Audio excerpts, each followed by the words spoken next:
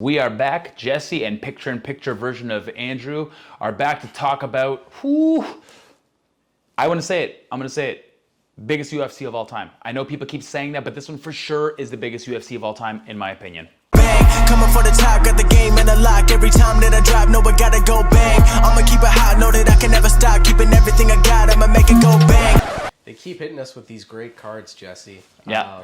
And this one, honestly, it kind of snuck up on me because I forgot about it for a little bit with the whole Jake Paul, Ben Askren thing.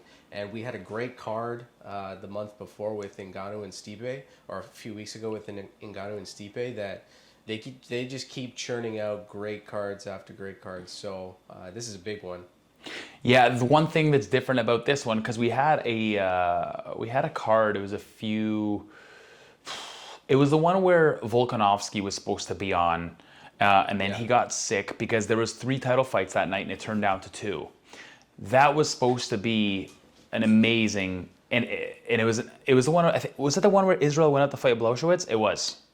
Yeah. Blachowicz, sorry. So. And that card was terrible in my opinion. It was not a good card. This one I can 100% say for a fact that all 3 title fights, there is no way, because all 6 fighters that are in this in the title fights have never ever before been in a remotely non-exciting MMA fight.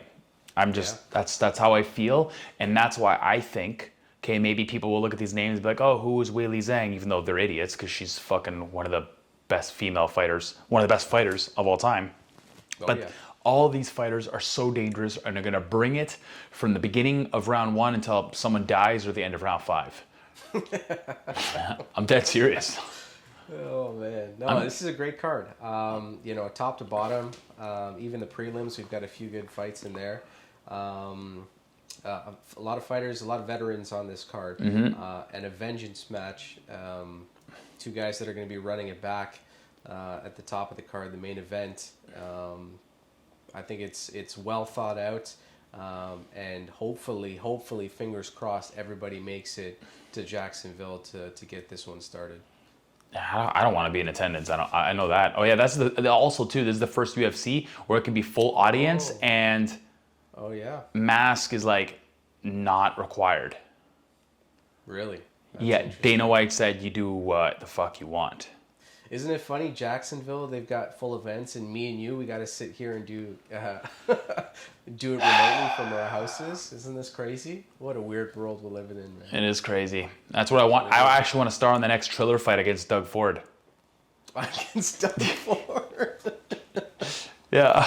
Oh, man. Yeah. I'll take on. You know what? Why does Doug Ford and Justin Trudeau versus us two? Let's do it right now. Hell in the Cell.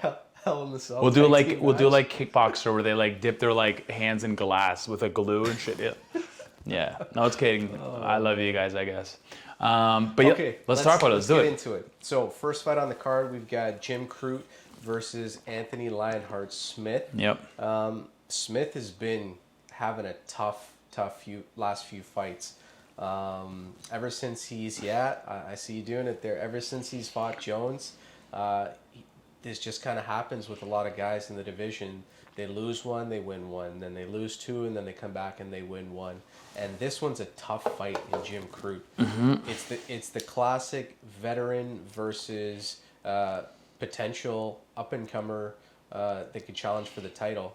And Jimmy Crute, oh boy, this guy mixes it up like some of the best that I've seen in the cage. What's your thoughts on this one? Actually, I think this fight's going to be really exciting because I think, yeah, you're right. Anthony Smith has definitely had a roller coaster in his career, especially as of late. But I think they're very identical in the way they fight. Both. Yeah, you think so? They're very similar. Stylistically, I think the energy, and the hype is going to be behind Jimmy Crute. So I think he's going to exert a lot more power and be a lot more energetic and more psyched up to be in the cage than maybe Anthony Smith is, because I think Anthony Smith has significantly more to lose. But I think both great kickboxers, both BJJ black belts. But it's no secret. BJJ black belts or not, they both rather stand up to the feet, use the clinch. They love their tie knees. they like to stand up and bang. They love to go for the knockout, and they're both identical in that fashion because they can both equally. I know, especially Jimmy Crute's got a few wins on the ground as well. He's very crafty on the ground. He's got very good BJJ. Yeah, fantastic wrestling too. Yep. Right, and that's what I kind of see happening in this fight. I think there's going to be too much control time for Jim Crute on the ground, and that's Anthony Smith has to stay off of his back. The last few fights, he's just been fighting off his back, and honestly, it's not going to get him too many wins in the octagon going forward if that's going to be where he's going to end up in most of his fights, right? I think he has to stay behind that long jab. He's the bigger fighter, the longer fighter. Yep. Throw those kicks up the middle so that you can negate the takedowns. But this is a winnable fight. This is a winnable fight. We saw Jim Crute get caught by Serkinovsky with a great submission. So it's a winnable fight. But I think Jim Crute's just going to be a little bit too much for Anthony Smith in this one. Who's Serkinovsky? Who is that? Serkinovsky? Or did I say Serkinovsky or Serkinovsky? It's Serkinov. Oh my gosh. Serkinov. My bad, man. He's a Canadian. He's a Canadian guy too, and I'm getting his name wrong. And he won by Peruvian necktie. Listen, that choke, that submission, while it's amazing, it's an anomaly. So you get caught off something like that off guard, no one can foresee that coming. So I don't blame him for necessarily getting caught in that. So for me, that doesn't really count too much. That's just classic Serkinovsky. You know? Classic game plan by Serkinovsky. Serkinovsky and Jimmy Brukanov. Jimmy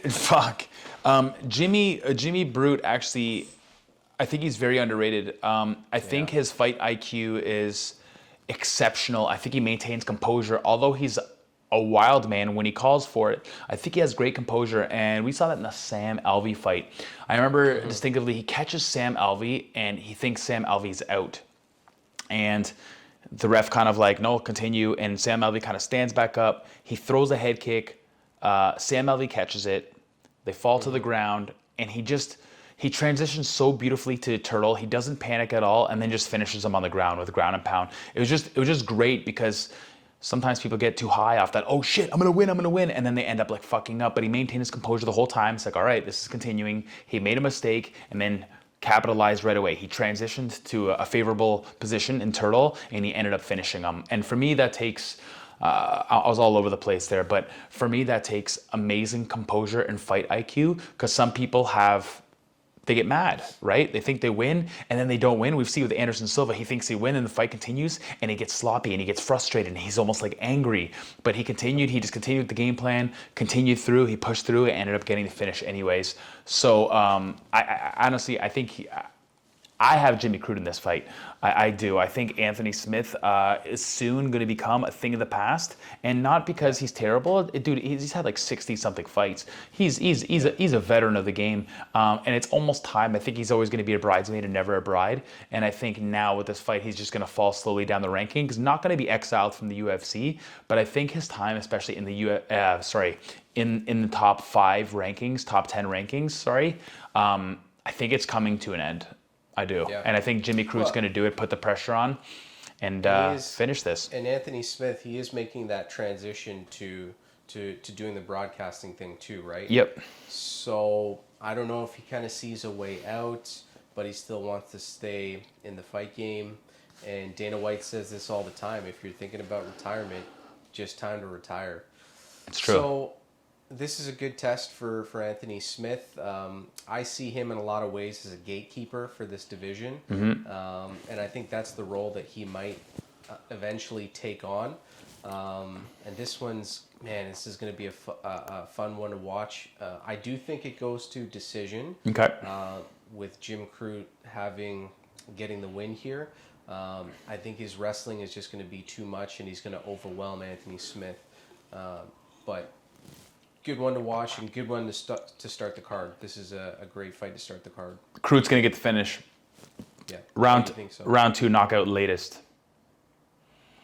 Yeah. Okay. Yep. Okay, next on the card we have Mr. Uriah Hall versus Chris Weidman. He's still around, guys. He's still here, and he's still your boy.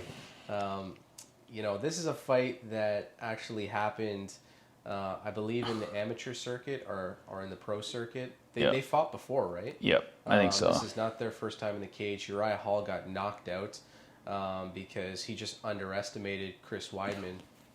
But Chris Weidman, another one of those fighters that have just been on that rocky road of winning and losing and losing and winning. And he's had a few tough years ever since that Anderson Silva win, those 2 wins. And he just hasn't come back into his true form. Luke Rockhold ruined that. Yep. But same thing with Uriah Hall. He hasn't been the same since The Ultimate Fighter, right? He's had some great fights in the octagon and in the UFC, but we haven't seen that killer instinct that on display since that The Ultimate Fighter. Yeah, and I mean, and the guy that he spun kick, I know what guy you're talking about, is a nobody even in the MMA world today. Unfortunately, no disrespect, but Uriah Hall has actually been, for me, always a waste of talent because he has so much potential. But I find he very much self-sabotages himself. When he gets hit in the octagon, he changes, he gets sad. He even said once, I think in a post-fight interview, he hates hurting people. So I don't know why the fuck you're there in the first place. But he's very emotional and very, very hard on himself. And I think this fight is going to give him an unprecedented amount of courage and unwarranted courage because he just finished Anderson Silva, but everybody's beating Anderson Silva. And Chris Weidman is coming off a win as well. He's back in the win column now, and he's still a fantastic wrestler. And Uriah Hall has always done very, very bad with someone who loves to play on the ground, vis-a-vis wrestling or BJJ. I know Anderson Silva's in BJJ, but Anderson Silva never loves to use the BJJ. That's why I say they prefer to be on the ground. He doesn't do good with those people. And Chris Weidman, while he's tough on his feet, he'd rather take you down all day. And I think that's exactly what he's going to do. And I think Uriah Hall is going to be in for a very lopsided defeat. Yeah, I agree. Chris Weidman's last win is Omari Akhmedov. So, a tough guy. Oh, that's right. It was almost a year ago, right? Like last August or something like that. But yeah. That was August 8th. So yeah. It's been a long time since he's been in the octagon. So ring rust, who knows, right? But this is going to be a determining factor as to what happens in the middleweight division and where the rankings are going to switch, because I believe they're 5 and 6, yes, right? or 6 and 7, somewhere around that range, right? So let's see. I'm pulling for Uriah Hall here. He did get the win and was very respectful to Anderson Silva last time, and hopefully, with this new mindset, this new camp, he's going in there and he's actually not going to be messing around this time, and he's fought Chris Weidman before. He knows what to expect, so I hope that he comes in with a good game plan.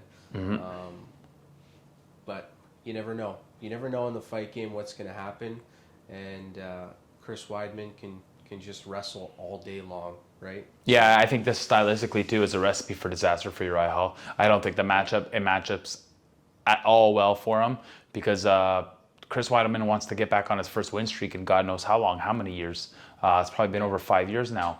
So he wants to get back on a winning streak. So I think he's not necessarily going to play it safe, but definitely not try to fall into Uriah Hall's game plan all the time. That's why I think Chris Weidman is going to win. Actually, he could even, it's 3 rounds. It'll go to decision, I think. 3 rounds, I do think Chris Weidman does have the ability to finish because, like I said, if he starts wearing damage on Uriah Hall, Uriah is just going to get, well, you'll see his body. His body will change. His confidence will change. You'll just see him feel depleted. It's just a known thing that always happens to him every single fight. Yeah. Yep. Yeah, and Chris Weidman needs this win, right? So I think he's definitely going to come in ready for this one. But I'm going to take a flyer on Uriah Hall. Okay. I just have a little bit of a feeling that he might clip Weidman's chin and he might go night-night. So I don't know. That's kind of where I'm standing. Okay. I'm almost willing to bet, but you never fell through with your last bet, and I had to pay for my haircut. So Did I not? I swear. Oh, man. Okay, I got you on the next one. check the show the audience the transfer. I'm just kidding. I'm kidding. Okay, next fight. Next fight, we have a women's flyweight fight. Yep. We have the champ, Valentina Shevchenko versus Jessica Andrade. Is that one before the Weili Zhang fight? It is. That's crazy for me. It is. That's crazy for me. Well, you know what? I don't know if they're doing that by design, but I think Shevchenko should have been the co-main. But Yeah, at least.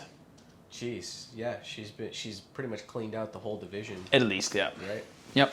So Andrade is moving. I believe she's moving down for this fight, right? In weight class. Yeah.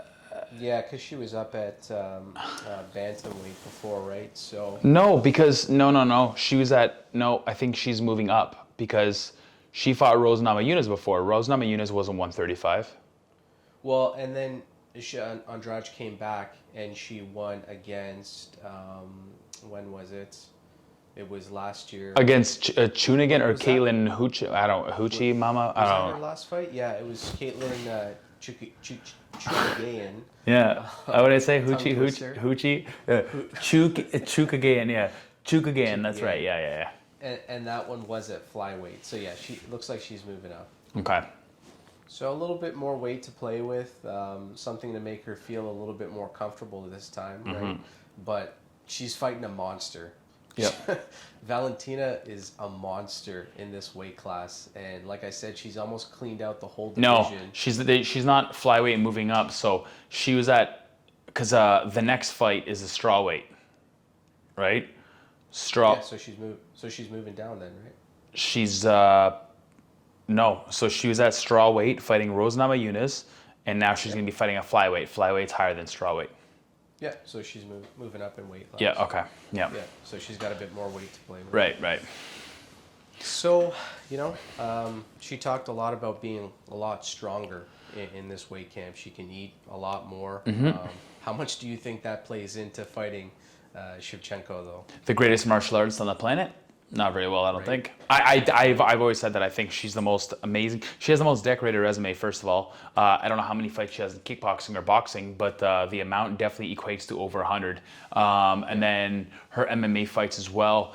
She's only had, in the UFC, only 2 losses, and both decisions, one of them split and both controversial against Amanda Nunes. Not saying Amanda Nunes didn't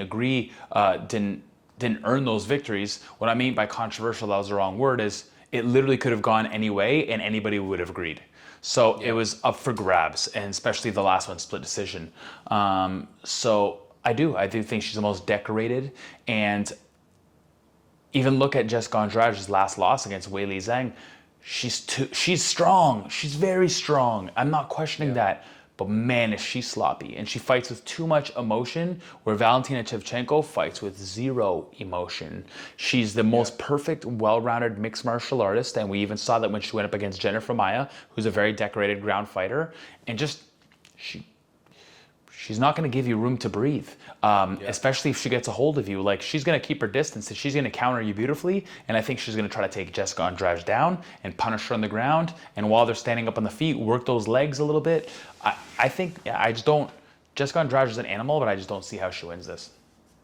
Yeah. Yeah, and really I think that win against Rose Namajunas, when she dropped her on her head, was kind of a fluke. Yeah. Obviously she had to pick her up and set her down, but Well, she's strong, yeah. I don't really see too much going well for Andrade in this fight, unless she does what Jennifer Maia did and took Valentina down and controlled her on the ground, right? And beat her up a little bit. Yep. That was the only time I've ever seen Valentina in trouble since her fight with Amanda in 2017. Yep. So this one's, I'm going to have to lean towards the champ on this one. Me too. Sorry, Jessica. But I think if we've seen time and time again, we know what Valentina brings to the table, and she's just a cerebral assassin. I love the way she fights. Third or fourth round TKO, I say, for Valentina Shevchenko, because she's a slow starter. She likes to feel it out a little bit, kind of get her distance, and kind of gauge what the other opponent's doing. Third or fourth round finish for Valentina. Yeah. That's what I think. Yeah, I think it's going to be a finish for sure. Somewhere in that 3 or 4 round. If not, she's going to get the decision win. Yeah. For sure. Yeah. Okay. Next up. Next fight, we have Miss Weili Zhang versus the ex-champ Rose Namajunas. Yeah. So This is the first fight. This is the first fight where I've ever wanted to see Rose get smashed. you want to see her get smashed? Absolutely smashed. Really? Like, I want her face broken. You're not a big fan of Rose Namajunas? I was a huge fan until she made those tweets, those really inappropriate tweets. I think it was related to communism, or I wasn't sure. It was a negative tweet basically, and indirectly had racist innuendo attached to it, which is very controversial towards Weili Zhang, and I think it's very unfair because Weili Zhang is a very respectable person. She seems to be friendly with everybody that she's with, and for me, that's not the way you market this fight. And I've always been a firm believer, if it's a crime outside of the fight game, then it shouldn't be used to promote fights. And I don't like this. This is the first time where I'm going against Rose Namajunas. And I think that she's going to be in over her head because she's really good at maintaining distance, but I think Weili Zhang is like an upgraded version of Jessica Andrade. She's very wild and full of energy and speed and power, but she's very much more tactical. Yeah, exactly. Very much more technical than Jessica Andrade. Leg kicks, clinch knees, elbows. She's just very well rounded, and especially the stand-up game. Yeah, and she's been working a ton on her grappling as well. Yeah. And I think she's the perfect mix. She's the perfect storm for Rose Namajunas. Yeah. Just a little bit too strong for Rose, and we don't really know what her being dropped on her head did to her, right? Yeah. She didn't fight for a long time after that loss. Did she fight in 2020? Rose? No, I don't think so. No. Rose didn't fight in 2020. Yeah, she did have one fight, and it was against Andrade. Was that in 2020 though? Yeah, it was a split decision. That was a split decision, right? That was in July. Yeah. That was a split decision. Oh, that was wow. Oh, okay. So that she did win the rematch, so that's a notch in her belt. Yep. But this is a tough one, and Weili, so much power. She's a tactician. I think she's a little bit of a mix between Andrade and Joanna Jędrzejczyk. Yep. She's just the upgraded version, and you put those two together and you get Weili Zhang. I think it's going to be a little bit of a tough night for Rose to get through the water here. But Rose has a great coach, Trevor Whitman, masterful striking coach, and hopefully she comes into this one game. But I've got Weili probably in the second or third round here. Yeah, I think Weili Zhang's going to be too much for her too. And Weili Zhang doesn't fight with emotion, whereas Rose Namajunas is very emotional. She even admits that she's scared all the time. Sometimes that works in her favor, but I think this time it's going to work to her demise, especially since she has a nasty, nasty set of tweets to back up. That can put unnecessary, undue pressure on yourself when you do that to yourself. When you talk too much shit and you say too many negative things, you have to back it up. And I got Weili for sure. I got Weili, third round, knockout. TKO. Okay, next we got the main event. We have a huge rematch between who I think is going to go down, in my opinion, as the greatest 170er in the UFC. I want to say on the planet, but my favorite leans towards Doug Lima of Bellator. But I definitely think that Kamaru Usman will be written down in stone as the GOAT of the 170 division for sure, even surpassing that of GSP. And he's rematching Gaybred, Street Jesus. Jorge Masvidal. Yep. I can't remember when their last fight was, because it definitely wasn't last year, right? July, I believe. Yeah, I think it was July 2020. 2020, and that was a step in. I think he was stepping in for Shoot, I forget his name, but it was a 6 day. It was a step in.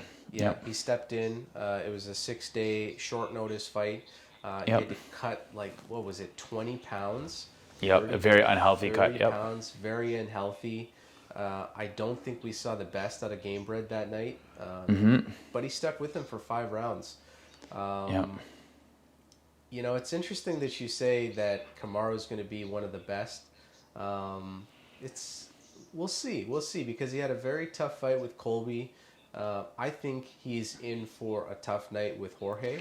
I definitely do think that, because if Jorge can negate the takedowns and the foot stomps, if he can stop the foot stomps, then I think he could pull out the victory. I don't know, because you did see Kamaru rocked in his last fight, right? Yep. Yeah, for sure. So when you use that example of Colby Covington, inside I was like smiling because, and not because I agree with you, because I don't, because I feel like that fight showed what kind of monster Kamaru is. Because I truly believe, even though I hate him so much, I truly believe the most underappreciated and undervalued fighter is Colby Covington, because he talks and his talking is too stupid, and it's very controversial as well. I believe he is phenomenal, and I believe Colby Covington would crush everyone else in the division, would crush GSP in half if they fought, would crush any of these guys. So for me, that fight was amazing, because Kamaru likes to kind of engage against his game plan too. He likes to stand up and bang sometimes. He likes to do that. Meanwhile, he's a world-class wrestler.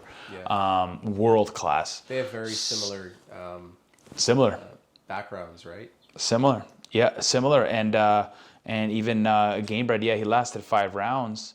But that's just because he can take a beating too, because I also think Kamaru, people don't understand, because Kamaru was training to fight.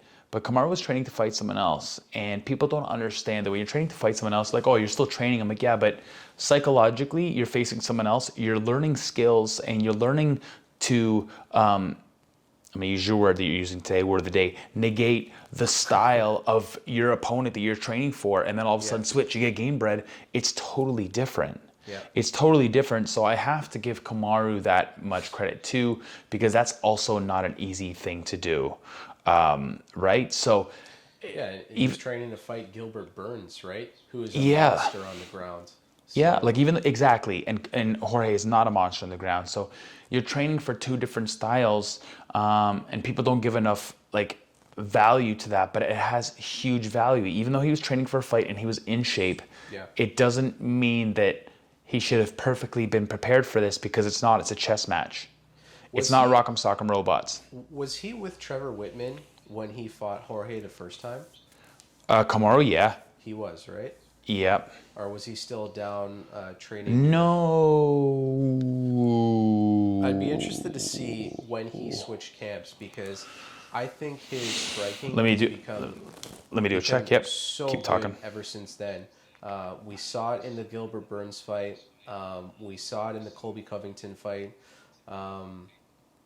You know, his striking we've seen leaps and bounds of improvement compared to earlier on in his career. And that his jab is amazing. Again, like we said, Trevor Whitman, a great striking coach. And Kamaru's been down there training with the likes of Justin Gaethje and everybody else that Trevor kind of holds in his camp. So I'd be interested to see when he made the switch over from. He made the switch for the last Masvidal fight. Okay, so he was with Whitman for the Masvidal Yep. fight. Okay. Yep. That was his first. That was his first one. Okay. Yeah. So yeah, I mean, I think we're gonna see, and this is a legacy fight. Usman talks so much about legacy. I think if he can go in there and fight Jorge on a full camp and beat him convincingly this time, there's no question he's one of the best 170 pounders of all time. My favorite is still GSP.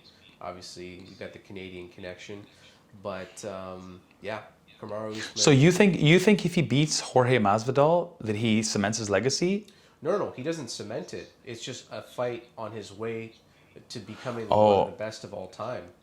Because But when you think yeah. about it, he's beat everyone else in the division right now, aside from. But yes, he has, but Jorge hasn't. So for me, yeah, he has, but to fight someone who I don't think is one of the best in division, for me, doesn't cement his legacy. I think Jorge Masvidal loses to Leon Edwards. I know Jorge Masvidal would lose to Gilbert Burns, and I know Jorge Masvidal would lose to Colby Covington. Well, Masvidal hasn't really fought anyone in the top 5. I don't think. That's what I'm saying. So to fight someone that only fought you, and then Nate Diaz, who's a nobody, no offense, for me doesn't be like, oh yeah, you're on your way to cementing your legacy, because for me you are not a top 1 set. You're great. I don't mean to disrespect, but like you're great, but like you have a striker's chance at this because you are not a world-class MMA fighter. But the way I'm looking at it is like, if he can beat Jorge twice, I mean, obviously we know the skills and the talent that Masvidal brings to the table. If he can go in there and dominate him again and finish him, you know, we're only seeing Kamaru Usman get better as the years go by. I don't know how many fights he has left on his contract, but I would like to see him fight Colby again. That's happening after this, and I think if he beats Colby, that's the fight that cements his legacy. Yeah. But I mean, wins in general, I think, is going to put him in a category of just being one of the best welterweights of all time, right? So, Yep. So yeah. So obviously, it sounds like you've got Usman for this fight. I do. I know Jorge's going to do a great job. I do. I like Jorge a lot. He's going to come out and perform a very good couple of rounds. But I think Usman is not going to play games here. He's not going to go tit for tat like he did last time and kind of put himself at risk. I think he's going to maul him on the ground, especially, and ground and pound him. Yeah. And I think Usman is going to Masvidal is going to feel that pressure going into even to the second round and the third round. He's going to be so drained as he was against the Nate Diaz fight. And Nate Diaz, he had a full training camp and he was exhausted. So imagine someone double the size of Nate Diaz, probably triple the muscle density and the power, and way better cardio and way better pressure. It's not... That's where I think he falls. Usman, if Masvidal wins, because I'm not saying he'll lose, if Usman wins, it's in the first 2 rounds, or else forget about it. Yeah. You mean if Masvidal wins? It's in Masvidal. Yeah. Okay. Usman, I can see him winning though in like the 4th round, beating a very weathered Jorge Masvidal into a TKO ground and pound. Yeah. Masvidal, if the only way he's going to win this fight, it's not by having the upper hand in the grappling department. He's going to have to hit Usman with a very strong punch, knee, a kick, and rock him, and then pretty much put him to bed. But I don't see that happening. I mean, Usman took Gilbert Burns' best hit, and he still kept coming forward. He took Colby Covington's best hits, and he still kept coming forward. So he's got a chin, too. He's got a great chin. He does, but when Gilbert Burns rocked him, he did rock. He fell. Oh yeah. He fell. Yeah, he fell, and I think Gilbert was a little bit reluctant to jump all over it. Where I think Jorge, if he landed a shot like that, he would jump all over it. He would do a lot better on capitalizing on a fallen opponent than Gilbert Burns would. Yeah. So it'll be interesting. I'm excited because I don't think it's going to be. I said it's going to be one-sided, but it'll only be one-sided, I think, if it's a perfect game plan for Kamaru, because it's hardly ever going to be perfect. And Masvidal is a game opponent, and yeah, he's fun. I'm excited for it, no matter what. It's going to be an amazing fight, regardless. But I'm definitely going with Usman. Got it. Yeah, I think Usman gets the win. Honestly, I see another decision victory. Okay. I see it going the same way as last time, maybe just a little bit more output from Usman this time. Who knows? Maybe Masvidal comes in with a better game plan, hits him with something, and puts it away. But it's that one's a little bit tough for me to see. So I think that's it. That's the top of the card. Again, proud of you. Yeah, great card to keep us going during lockdown, man. Yep. They keep turning out these great cards, dude. It's crazy. Can't wait. I can't wait. We're going to talk about them in the post-fight, so I can't wait for that. Yep. All right, y'all set?